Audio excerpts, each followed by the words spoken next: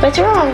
He told me that he can't catch his breath, he can't move, and he sounded like he was wheezing a lot. I was worried because I knew that you shouldn't breathe like that.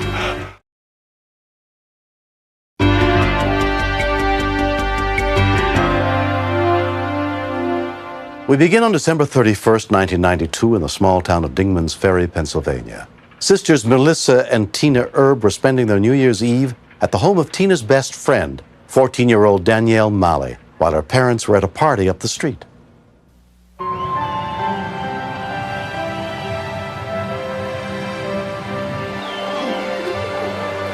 We were sitting watching TV and talking, and we had nothing to do. Mom and Dad were at a New Year's Eve party with their friends. It was a boring night, so I told my sister to call one of my friends. What's the telephone number? 555-626. 10-year-old Melissa went to call on the portable phone. She do everything you tell her to do.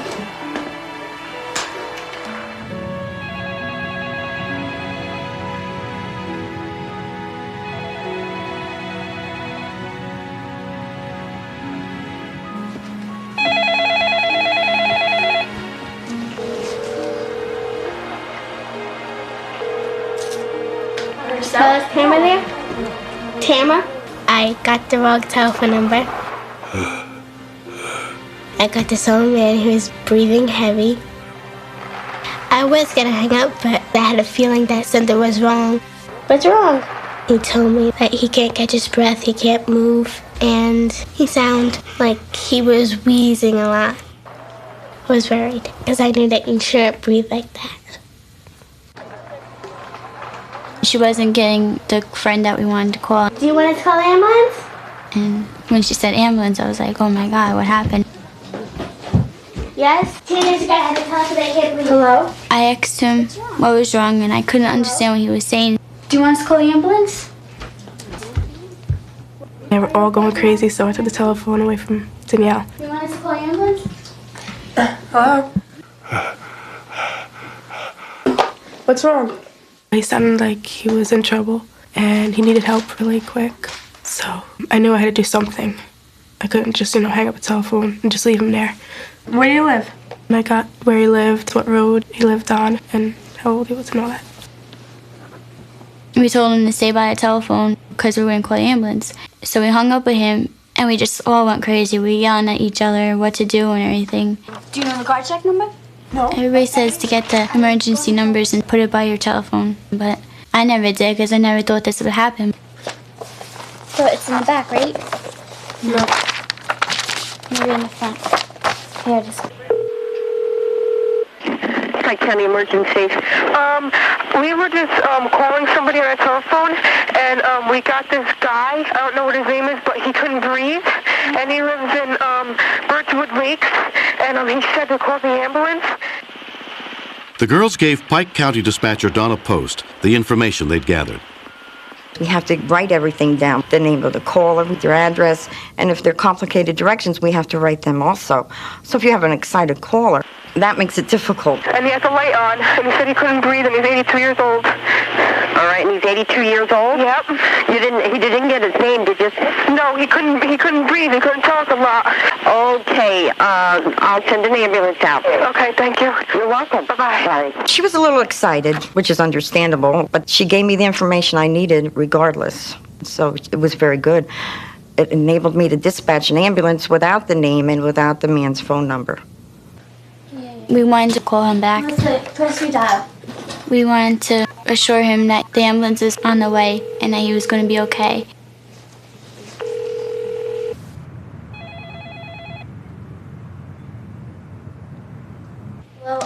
He was getting weaker, and so we just told him to hang in there, keep talking to us, don't move a lot, wait until the ambulance gets there. Just stay by the telephone, you don't have to talk. And he said he's sorry for ruining my New Year's, and I said, you're not ruining my New Year's. And he said, thank you for helping me, because no one would have known I was here if you haven't called. Are you okay? He's not breathing. I said, hang in there. Don't move. keep talking to us. Don't fall asleep. I decided, well, I'll call the girls back to see if they could remember anything else. Hold on, I have no call. Don't hang up, okay? All right, just stay on the phone. Hold on. Hello? I got Danielle, and she said that she had the man on the other line, which was great. I said, whoa, I couldn't believe my luck. Bye.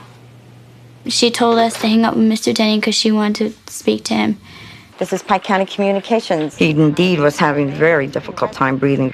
I know this is going to be difficult, but I was worried that maybe he might pass out, so I wanted to try to keep him calm. Okay, are you in pain? It is very frustrating because you want to jump in there and try to help them because they're frightened, they're scared. I was just sitting there really nervous and hoping that the ambulance would get there soon. It was very frustrating.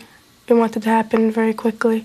Yes, sir. Yes, sir. I know it's difficult. He was getting worse, and I was ready to tell the ambulance that they better expedite. But I didn't have to do that. They were there.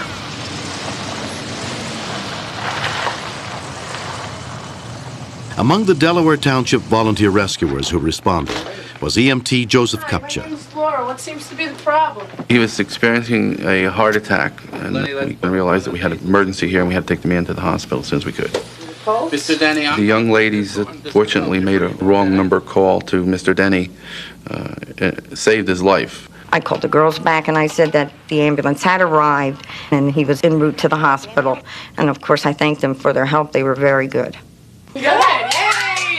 I felt much better because now I knew that he was in good hands and he was going to get better. Then we turned on TV and the 1993 ball dropped.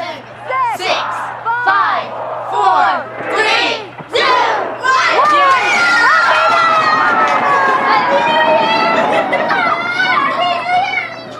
It was the best New Year's I ever had. 82-year-old Daniel Denny was taken to the local hospital where he was treated for congestive heart failure. While he was there, doctors also discovered a small malignant tumor, which they successfully removed. I was excited because I didn't know how he looked like. As soon as we walked in there, he just opened his eyes real wide and then he just started laughing. My wife died in '85, and since then it's been pretty lonely. Well, this is indeed a surprise. I thought that I might pass away and nobody know anything about it for 3 or 4 days. Oh, that's beautiful. Now, would you... I don't have a grandfather, and I don't think the Herbs do too. Warm thoughts and good wishes are with you every day. I have no grandchildren. I never will have any grandchildren. When Melissa asked me to be her grandfather, that was terrific. Huh? Can't say. I break up then. In high school, they shared it. So it always stuck with me all these years. I'm starting to get back to enjoy life, and I never realized I had so many friends, and now I've got a family of my own now too, which I didn't have before. I like when these put their head down in the water. He's special because he's kind. He's also special because I saved his life. Food? Every time after I get done talking to him, he says, I love you. I go, I love you too. Good. Yeah. What are you going to do in school? Be a cheerleader? No. Huh? I feel proud of myself. I feel proud of Danielle. I feel proud of Melissa. We did something good, and we wouldn't forget that evening for our whole life. He's very nice. He's so sweet. I'm not glad that this happened to him. I wish we met him in some other way, but I'm glad that we met him. Never thought it would come to this when you were on the telephone, huh? Who were you trying to call anyhow? You don't remember?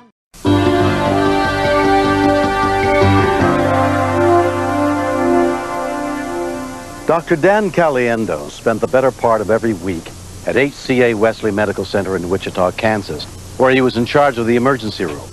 But as often as he could get away, he'd be on his 100-acre farm doing chores.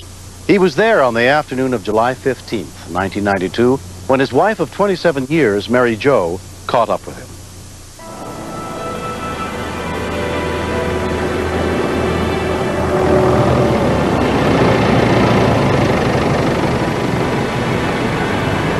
I pulled up beside him to ask him what he was doing, and he said he was getting ready to take a bale of hay. down to a friend of ours. You want to go? I said, I'll go with you if you wait for me. It was hot that day, and I wanted to go home and change clothes.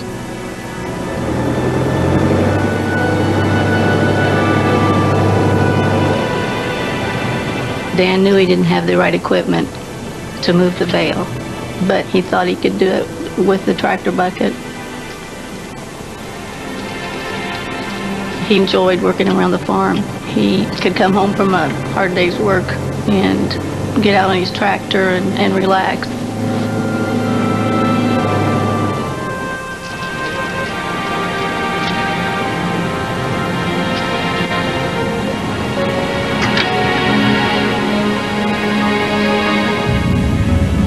When I was coming back, he was starting to raise the tractor bucket up.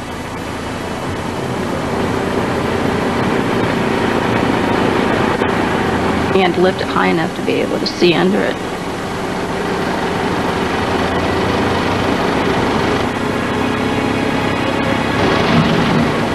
I have heard they weigh anywhere from 900 to 1,200 pounds.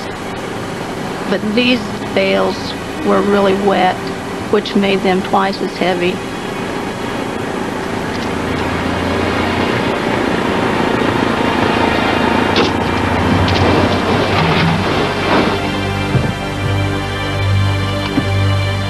It happened so fast.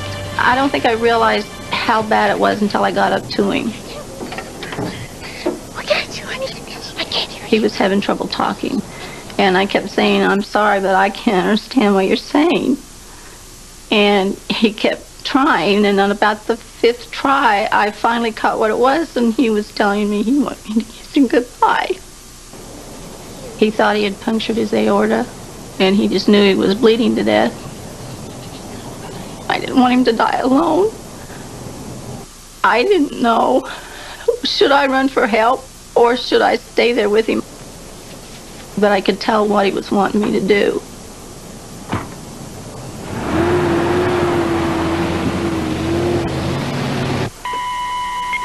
A44 Squad 48, a farming accident at the Caliendo residence. Unknown if it is the doctor. Hay bell on top of a subject, 1501.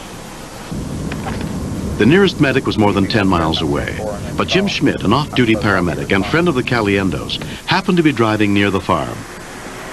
My biggest fear was the fact that it was Dr. C, as we call him. He's a doctor with compassion, and he cares for his patients and for the others in the emergency medical service loop. He was one of those kind of people who come along, I guess, once in a million years. I was very afraid because I've heard of accidents like this before, and unfortunately you usually get there to have a dead body. I was afraid he might have died while I was gone for help. My heart was pounding so hard that it felt like it was up in my throat. But he was still hanging on. He could not sit up by himself. He said, well, the first 25 years was great. And I said, well, the next 25 years is going to be good too. From 50 feet away, you could see the death grip that he had on the steering wheel. I don't think that he really recognized who I was. Tell me where you're hurt. He said, I've severed my spinal cord. That was the coldest, just heart-wrenching feeling I've ever had. I looked under his shirt. The spinal column was broken and separated totally off to one side. In 15 years of being a paramedic, I've never seen anything like that. I realized that if this is how bad the back is, broken ribs could have punctured any number of vital organs inside. EP1 Sheriff, advise 801, we need life watch launched immediately. When we continue. He was starting to have some difficulty in breathing. It ran through my mind that we've got a person that's going into deep, irreversible shock.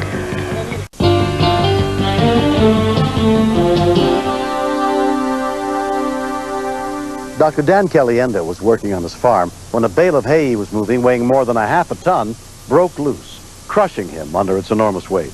Off-duty paramedic and friend Jim Schmidt did what little he could for Dan until rescue units could arrive.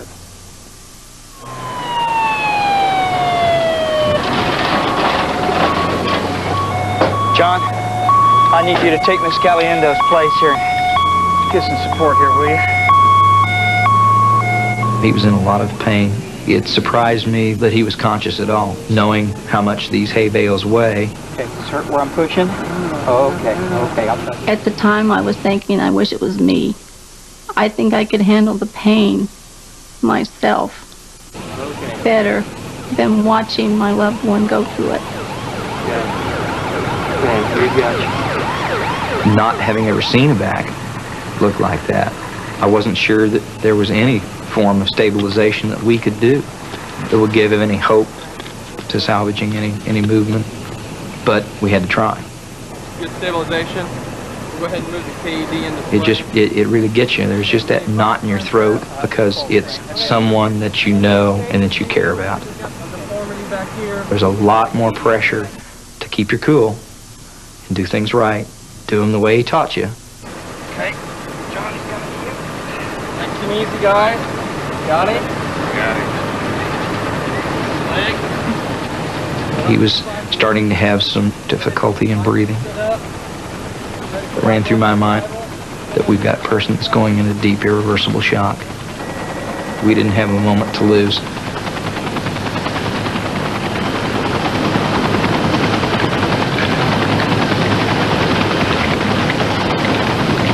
I wanted to go with him really bad on the helicopter. I didn't want to be separated from him at that point. But there wasn't enough room and I couldn't. Dan and I have always been very close.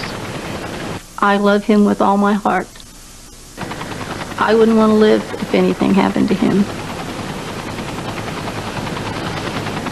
When I saw that helicopter lift off, the very first thought that came to my mind was a little silent prayer that this won't be the last time that I was ever going to see Dr. C.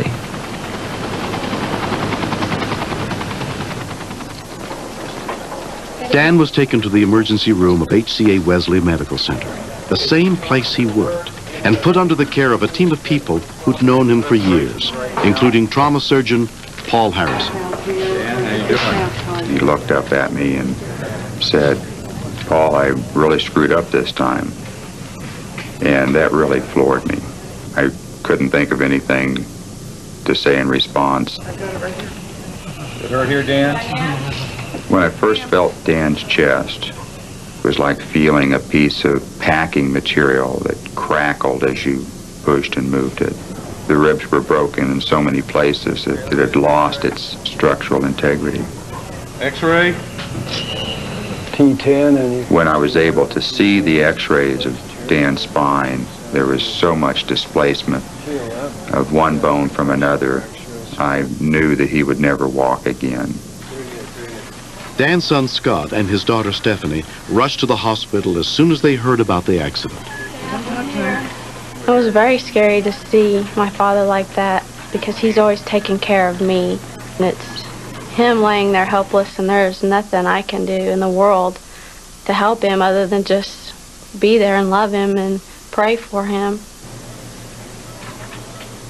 Nobody knew at that time if he was going to live or die. I love you. You want something to write with? I told him that I loved him, and he motioned for something to write with.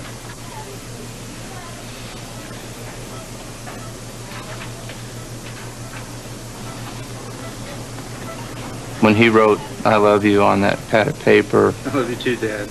it put a lump in my throat and brought a tear or two to my eyes, because those words haven't been said between us in I don't know how long. I know it's a tough call. He said the nights were really long and he was in a lot of pain. So his brother Richard and I would take shifts, so one of us would be up with him all night. It's all of you, half of you, none of you. Dan did not want to live in this condition. He and I spent, 90 gut-wrenching nights arguing over whether he should live or not live, and I just said, whatever it takes, I'm going to see that Dan makes it through this, and if it takes 3 days or 3 weeks or 3 months or 3 years or 30 years, I didn't care. Okay, and push. I didn't know whether I was ever going to be able to roll over in bed by myself or whether I'd ever be able to reach over and pick up something off the floor. See if you can take one arm up and then try to bring the other one up a little bit. It was very scary. What you're starting to do is show some really good... I can't imagine going through this without my family at my side. Feel some tightness. When it feels tight, you can stop there. A year has passed since the farming accident that changed Dan's life. I was aware of the danger, and it could have been prevented. For probably 2 weeks after the accident, I really kicked myself for being so stupid. If my mom wouldn't have been out there with him when it happened, he could have very easily died. It was a miracle that she was there. It saved his life. The first few months after the injury, I was almost constantly aware of being paralyzed. Everything I did, I kind of thought, should a paraplegic do this, or should I say this if I'm a paraplegic? And I'm losing that. I think I'm a normal person, if I ever was normal, and there's some of my friends will argue about that, but I think I'm getting back to my usual self. Okay. That's probably why you got a fever, got a red ear. He was back to work in 3 months, which amazed everybody. The first patient he saw was a great dose of medicine for himself. Hello, Jim, I'm Dr. Caliendo. I've done a lot of things I didn't think I'd be able to do already. Did the pain hit you? We all have our limitations. I had them before my injury. I've got different ones and more now, but okay, Cody. They're becoming fewer and fewer as time goes by. Yeah. I've always been very proud of my dad. Long before he had his accident, I've always thought he was pretty much one of the best guys there ever was. Oh, you can get the lips. But I find myself trying to spend more time with him than I did. You just kind of get reminded that, hey, he's not always going to be there, and you better make the most of the time you've got. I don't know how to describe love. Don't know how to measure it. Her, Joe, and I've always been close, but we've just really bonded more than I thought was possible. With the love that we have for each other, I think we're going to make it. And I'm looking forward to spending the rest of my life with him. I'm glad you decided to stay here.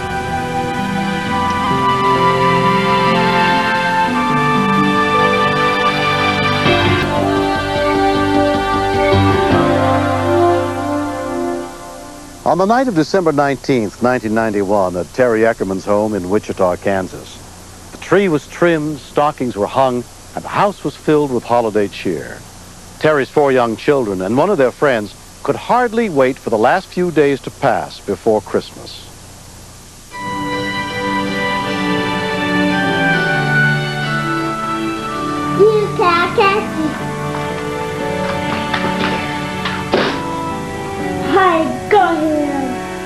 Dustin and his friend Chris were playing in the living room, while Terry's 3 stepdaughters were busy in other parts of the house.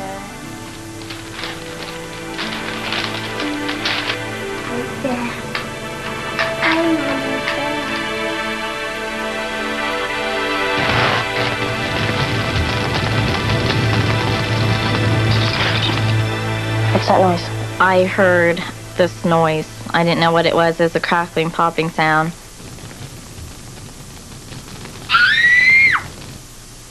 I heard screaming. It was like a danger type scream. I opened the bedroom door and looked out to see what was wrong. And I stood there for a minute kind of thinking, this isn't really happening, you know, I'm just seeing things or something. When Terry heard the fire, she ran into the living room. All I thought about was getting everyone out. I looked for the first person I could see, and that was Chris, the little boy I was babysitting. Here, keep him outside. Where's Danae and Dustin? I don't know. 13-year-old Danae saw her little brother Dustin run into his bedroom. Dustin! Dustin! I got down on my knees to tell him we had to get out, Dustin, come on, we need to go out. but he wouldn't listen to me. I don't want to go. I don't want to. I was really scared that I wasn't going to get him out, and that I wasn't going to get out because I wasn't leaving that room until I had him. 11-year-old Devin escaped out the back door and ran to her neighbor, Leonard Piesinger, for help. She was screaming and yelling, "My house is on fire." I turned immediately, went right back in the house, and called the fire department. Dustin, let's go. Come on. He was huddled way back in the corner. Come on, it's a fire. Let's go. There was lots and lots of smoke, and it was getting harder to see and harder to breathe. Hurry, Dustin, you need to come with me. I really thought that we were going to die in this house, in his room. Come on, please. Danae, Dustin. I was saying, oh my God, I've got to find everybody. I don't know where they are, but I've got to find them. All of a sudden, there was a flash of fire. And it was just fire everywhere.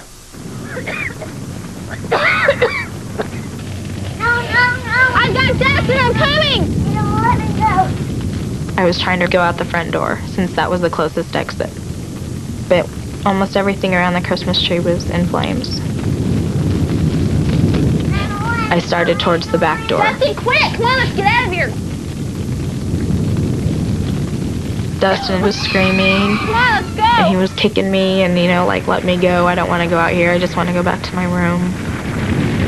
Come on, Dustin, come on. Dustin! Then all of a sudden, he just wasn't there anymore. It was like he had just vanished or something. He just wasn't there. Where's Dustin? I don't know, he checked it, I couldn't see him. I really felt sick. I just said, oh God, please don't let my baby die. And right after I said that, the smoke cleared away from around him, just for a second. And I reached in and pulled him out. I should have known that there was something wrong with him. I was just so glad to see him that I didn't think about that. I just wanted to get away from the house.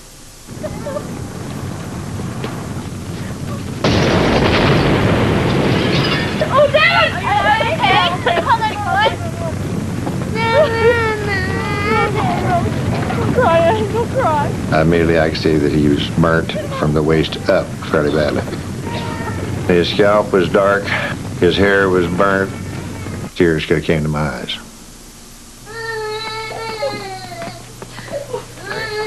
Keep him there, I'm going back outside. I knew he needed to get those hands under cool water as soon as possible, and I knew it was bad enough that we need to get paramedics in. I'm going out and see if I can get some help. Oh, no, come on, Justin, come on. The thing that ran through my head was I was afraid I was going to lose my little brother. He was only 2, and I love him to death, and I don't want to lose him.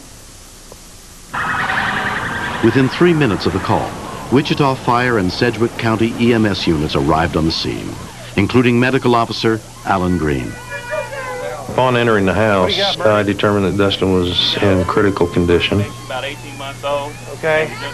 He appeared to have burns over his face, his arms, hands, and across his chest and abdomen. What's his name? Dustin. Dustin? I knew we had a life-threatening situation at that time. Dad, Where's everybody? they're in the house. Dwayne Eckerman got home from work shortly after help arrived. At this point, I still didn't know to what extent Dustin was burned. I tried to stay as calm as I could, and especially for Danae and my other 2 girls. There was a lot of fear, uncertainty. My God, their life had just gone up in smoke.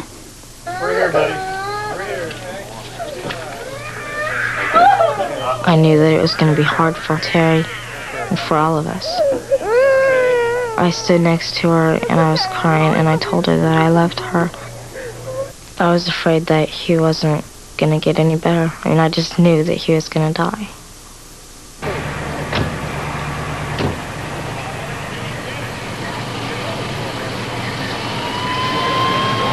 Every room in the Eckerman house was severely damaged that night, including the bedroom where Dustin had been hiding.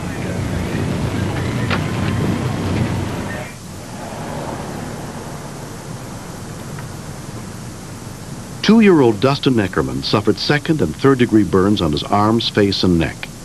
1 year later, he is still recovering from his injuries and remains under the care of Dr. Robert Bingaman. Dustin is doing very well. I think he will have some visible scarring, but I don't anticipate that he will have any significant long-term disability. In that bathtub. You remember that bathtub? Yeah. I think Dustin was very fortunate in that his sister recognized immediately what the problem was, and she saved his life. Can you put some up on the side? Fire Marshal Ron Blackwell was at the scene that night. The probable cause of that fire was an electric short in the Christmas lights that were on the tree. One more. Every family needs to take time to plan. What are we going to do if we have a fire? A fire moves far more quickly than I think anyone could possibly imagine, and most family escape plans should include 2 ways out. And once you're out of the house, stay out of the house. Get a hook on here. What do you say? That's better. What I saw through all of this was a family spirit that was just dynamite. And what I learned from this is that when a setback occurs in a family like this, how important it is to show the love and concern for each other that can build a stronger family when it finally is over with. All right. There you go. You like the snow, Dustin? Yep. Almost every day I remember something else that we've lost. Because there's so many pictures and so many memories that are gone. That I would rather have my family than my house. Because my family's going to be with me forever.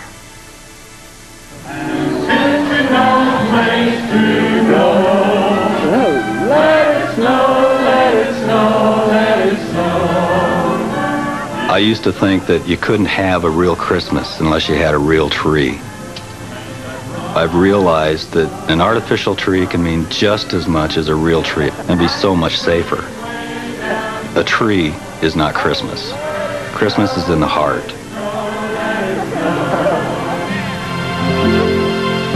Next. I said, honey, somebody's at the door. There must be a problem. I ran to the front door. By the time I got to the door, then I realized the voice was in the house.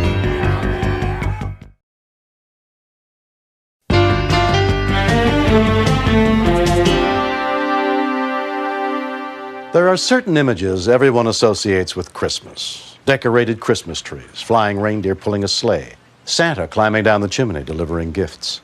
But on the night of January 4th, 1993, at their home in Oceanside, California, Margie Beavers and her husband Lawrence found out that not everyone embraces the symbols of Christmas in the same way.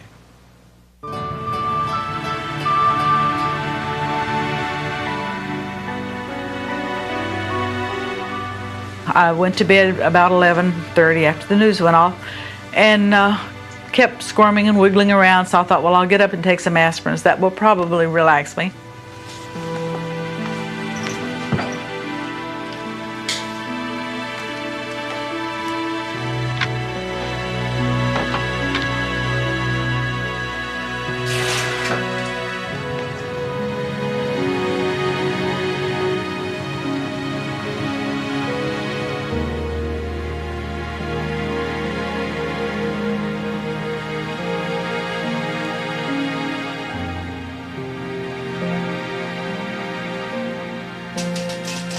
I just started to doze off and I heard this banging, and then I reached over and shook my husband. I said, honey, somebody's at the door. There must be a problem. Somebody's in trouble.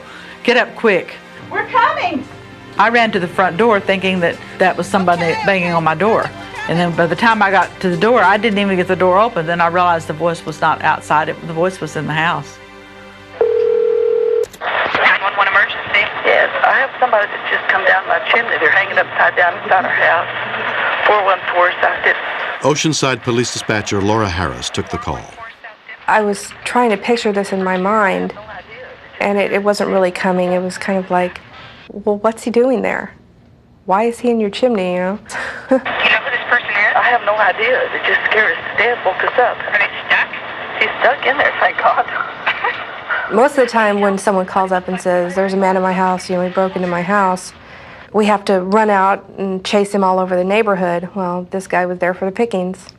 What are you doing in my fireplace? I said, what are you doing in my fireplace? And he says, I'm Santa Claus. What do you think? And so I said, well, I don't think so. I don't see any presents, and I know I've been good.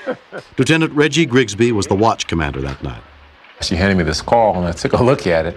You'll have to excuse me. But it was a real struggle to remain a professional and get that call out. Less than a mile from the scene, police officer Catherine Held was on patrol. When I first heard the call, I was like, right, probably an animal. Tonight, this just didn't sound right. The police are coming. His arms was just flying everywhere, and he was talking nonstop. He never shut up talking. Are you armed? No, I'm not armed. Are you sure? I'm not sure of anything. My legs are broken. Honey, That's I'm what gonna I'm go see if sure. they're coming yet. I said, I'm going to go stand on the porch to make sure the police know which house to come to, because I was so frightened. I wanted them to hurry up and get in here and get this guy out of here.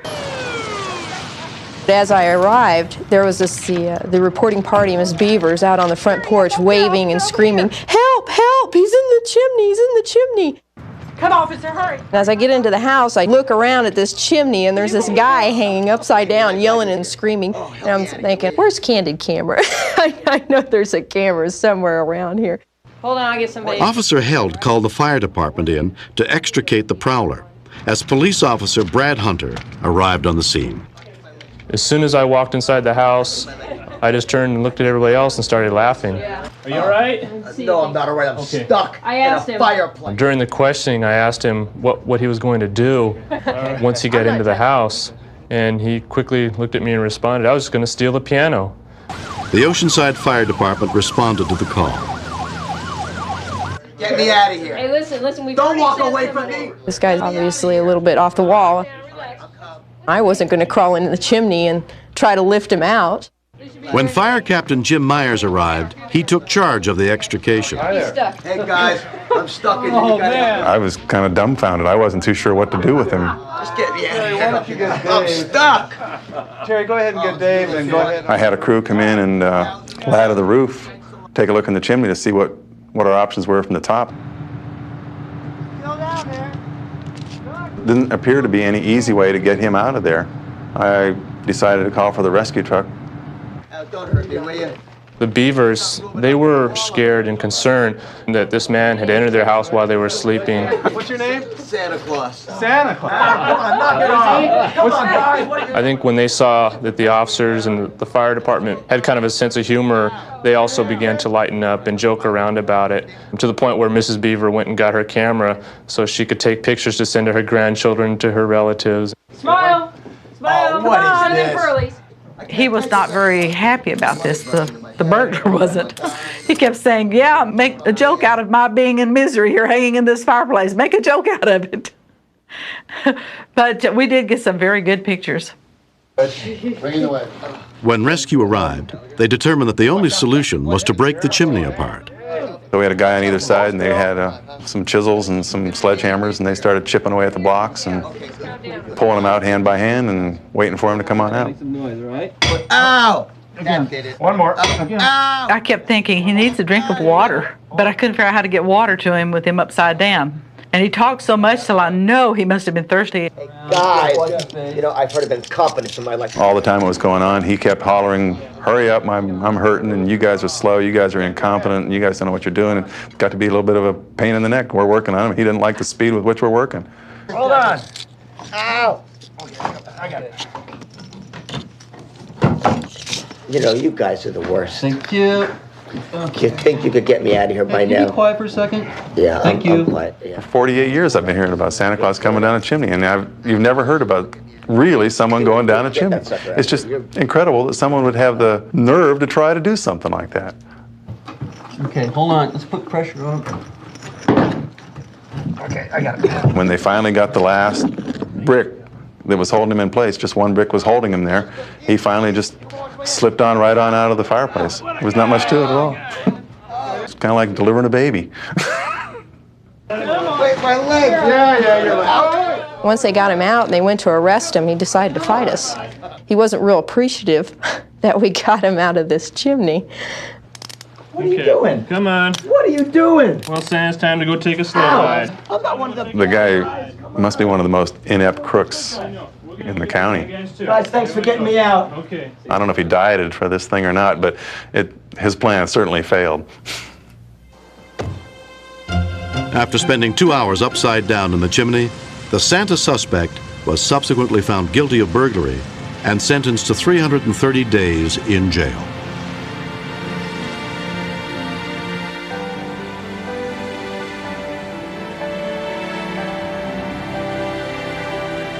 This is something I will never forget. Something that could have been very, very scary turned into something funny. It was just the most unbelievable sight you have ever seen. The police was very kind to him, and everybody in general. They worked to save his life as well to protect us. I do appreciate them very, very much. For Christmas, I thought we would have a Christmas card made with this guy hanging upside down. And on the inside, I'm going to just say, just drop in any time from the Beavers. Merry Christmas.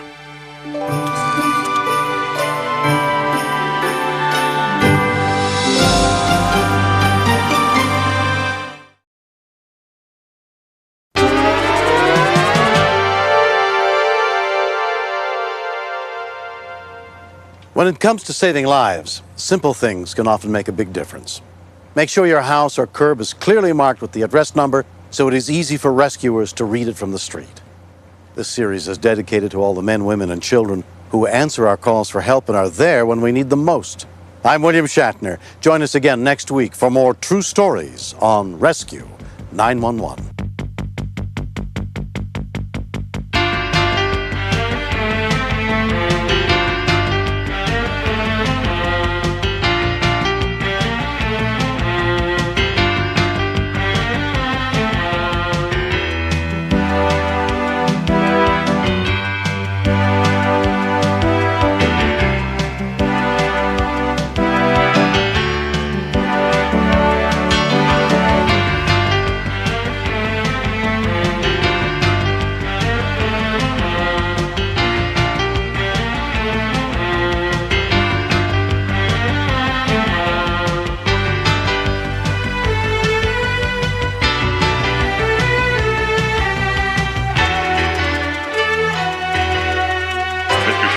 Step out of the car, please.